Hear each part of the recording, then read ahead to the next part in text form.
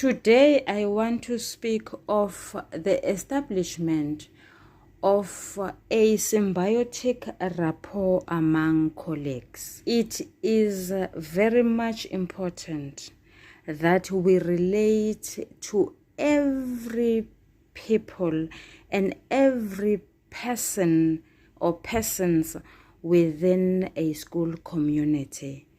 Reason being, you spend 99% of your time at your local or particular school. Ladies and gentlemen, we all deserve to be happy. I'm no psychologist nor a psychiatrist, but I believe that once you shift your perception towards regarding your work or your job as a wealthy opportunity that rewards you with knowledge. What kind of knowledge? The answer is knowledge that prepares you as a teacher to learn, to educate, to appreciate, and to develop. Knowledge that reminds you that you are an independent thinker. Thus far, you need to keep away from cliques and social groups that are formed within a school setup. Sanibonani balingani mabhungu namatshitshi. Igama lami nguSpooky N isiZulu. Namhlanje senza iphepha lesi-3. Senza isiqephu B lapho kukhulunywa khona ngemibhalo emide edlulisa imiyalezo. Sizokwenza umbiko omiselwe imigomo. Ngenhlanhla enkulu angizukuba mude ngoba sawenza umbiko ongamiselwe migomo kule channel ethi isiZulu the curriculum breakdown. Ngakho-ke umsebenzi wami ulula kakhulu. Sathi uma wethula umbiko kufanele wazi ukuthi uzoba nezihlokwana ezintathu. Siyazi umbhalo omude odlulisa umyalezo noma imiyalezo unokuthathu, unesingeniso, umzimba nesiphetho. Ngakho-ke izihlokwana zethu zincike zeyame kulokhu enqeda kukusho manje, ochaza ukuthi isingeniso sethu kuzoba yinhloso, umzimba wethu kuzoba uphenyo noma ucwaningo, isiphetho sethu kuzoba iziphakamiso. Sibhala kanjani? Sibhala ngalolu hlobo. Sobhala isihloko esithi umbiko omiselwe imigomo, bese weqa umugqa ubhale isihlokwana sakho esithi inhloso. Yini ebalulekile ngaleso sihlokwana sakho noma isingeniso sakho? Yilokhu okulandelayo. Uma sikhuluma ngombiko omiselwe imigomo, sichaza ukuthi uyalelwe, utsheliwe ukuthi uhambe uyophenya wenze ucwaningo ngesimo esithile endaweni ethile.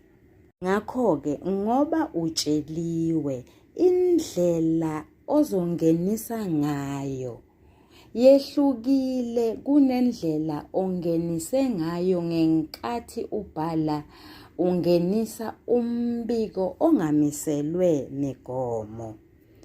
Umehluko usekutheni la uzosho ukuthi ngemuva kokugunyazwa uthishanhloko noma uthishomkhulu wesikole esibizwa ngokuthiwa yimpukunyoni esakhiwe endaweni yasemshwathi ukuthi wenze ucwaningo mayelana nesimo esihle sokuthi izingane zasemshwathi ziphase zonke ngonyaka odlule. Sisho ukuthini la? Sisho ukuthi okokuqala, uma ungenisa umbiko noma lo mbiko umiselwe imigomo noma umbiko ongamiselwe imigomo, usebenzisa umuntu wokuqala okhulumayo.